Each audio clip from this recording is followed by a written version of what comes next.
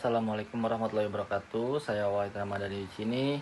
Ini merepresentasikan ujian akhir semester Ganjil tahun 2026 dengan pembahasan dinamika ekonomi mikro Indonesia di tengah perubahan pasar global.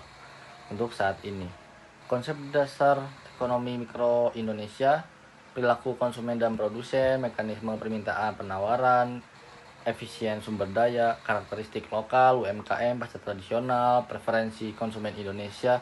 Ekonomi mikro Indonesia memiliki ciri khas karena banyak dipengaruhi oleh sektor informal dan UMKM. Keputusan ekonomi di tingkat individu dan rumah tangga sangat menentukan stabilitas pasar lokal. Peran rumah tangga dan produsen. Rumah tangga sebagai konsumen dan penyedia tenaga kerja. Pola konsumsi dipengaruhi pendapatan, harga, dan selera. Produsen didominasi UMKM. Fleksibel tapi terbatas modal dan teknologi.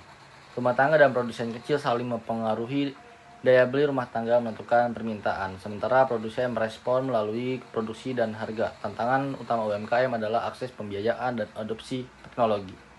Mekanisme pasar dan pembentukan harga. Dalam ekonomi mikro, harga menentukan keputusan produsen dan konsumen. Ketidakseimbangan pasar sering terjadi pada produk pertanian.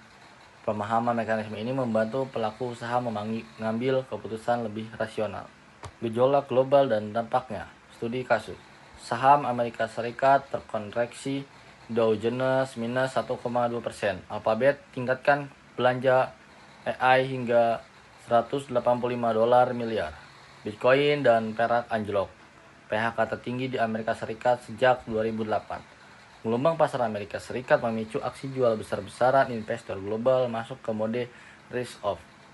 Ini berdampak ke emerging market, termasuk Indonesia, melalui capital outflow dan pemahaman nilai tukar. Dampak terhadap konsumen Indonesia. Konsumen kelas menengah paling terdampak oleh inflasi impor dan ketidakpastian. Barang tahan lama seperti properti dan kendaraan cenderung ditunda pembeliannya. Namun harga emas, perak yang turun bisa jadi peluang. Dampak terhadap produsen. Produsen berbasis impor akan menghadapi kenaikan biaya produksi jika rupiah melemah. Sebaliknya, eksportir komoditas berpotensi untung dari pelemahan dolar. Startup harus bersiap menghadapi musim pendanaan yang sulit. Dampak terhadap pemerintah. Pemerintah harus menjaga stabilitas makroekonomi di tengah tekanan eksternal. Subsidi energi, penerimaan pajak, dan stabilitas nilai tukar jadi fokus utama. Kebijakan fiskal dan moneter perlu selaras. Adaptasi ekonomi mikro di era digital. Digitalisasi perluas akses pasar, UMKM perlu literasi digital. Pemasaran online, e-payment, manajemen data, peluang tumbuh inklusif dan berkelanjutan. Transformasi digital menjadi penyelamat UMKM di tengah tekanan ekonomi. Namun adaptasi tidak merata. Pemerintah dan swasta perlu mendorong pelatihan digital agar UMKM naik kelas dan mampu bersaing di pasar modern. Kesimpulannya, ekonomi mikro Indonesia tidak dapat lepas dari dinamika global. Namun dengan kebijakan yang tepat, adopsi teknologi dan penguatan UMKM, Indonesia dapat menjaga stabilitas ekonomi dari tingkat angka rumput. Ini pembahasan yang saya sampaikan untuk ekonomi mikro di Indonesia. Kurang lebihnya mohon maaf. Assalamualaikum warahmatullahi wabarakatuh.